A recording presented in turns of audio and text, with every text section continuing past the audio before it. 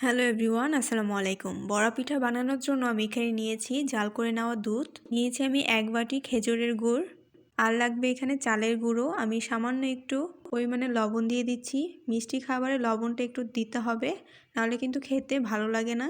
এখন আমি 1 বাটি খেজুরের গুড় দিয়ে দিচ্ছি। আমি যে 1 বাটি খেজুরের গুড় নিয়েছি এটা কিন্তু পুরাটাই আমার এখানে লেগেছে। এখন আমি জাল করে রাখা দুধটাকে দিয়ে দিচ্ছি, আর দুধের পরিমাণটা অল্প অল্প করে এখানে মিক্সড করতে হবে। একবারে পুরাটা দিয়ে মিক্সড করতে যাবেন না, তাহলে কিন্তু পাতলা হয়ে যাবে বেশি। কিছু পরিমাণে দিয়ে আমি মিক্সড করে নিব। এখন আমি দিয়ে দিচ্ছি ময়দা, সামান্য পরিমাণে দিব একটু পানি। এখানে পানির পরিমাণটা কিন্তু আমি খুবই কম দিয়েছি, যেহেতু দুধের পরিমাণটা বেশি দেওয়া হয়েছে তাই পানির পরিমাণটা এখানে কম লাগবে।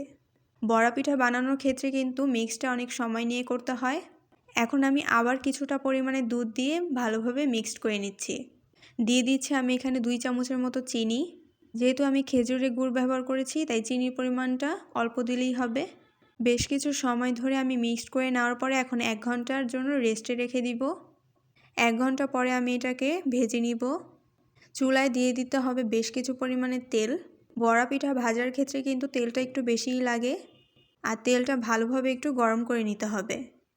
তেলটা ভালোভাবে যখন গরম হয়ে আসবে, গোল একটা চামচের সাহায্যে পিঠাগুলোকে ভেজে নিতে হবে। ডালের চামচ দিয়েই কিন্তু এটাকে করে নেওয়া যায়। এখন একটু সময় ধরে ভেজে নিব, আর সবগুলো পিঠাই কিন্তু এরকম সুন্দরভাবে ফুলেছে। বড়া পিঠা বানাতেও কিন্তু বেশি একটা উপকরণ লাগে না, আর খুব তাড়াতাড়ি এটাকে বানিয়ে ফেলা যায়। আপনারা অবশ্যই বাসায় ট্রাই করবেন, আশা করছি আপনাদের কাছে খুবই ভালো লাগবে।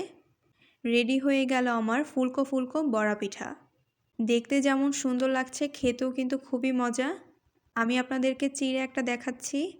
পিঠাগুলো কিন্তু আপনারা দেখতেই পাচ্ছেন, কোনো ফেটে যায়নি, আর খুব সুন্দর কিন্তু নরম হয়েছে, ভিতরটাও খুব সুন্দরভাবে ভাজা হয়েছে।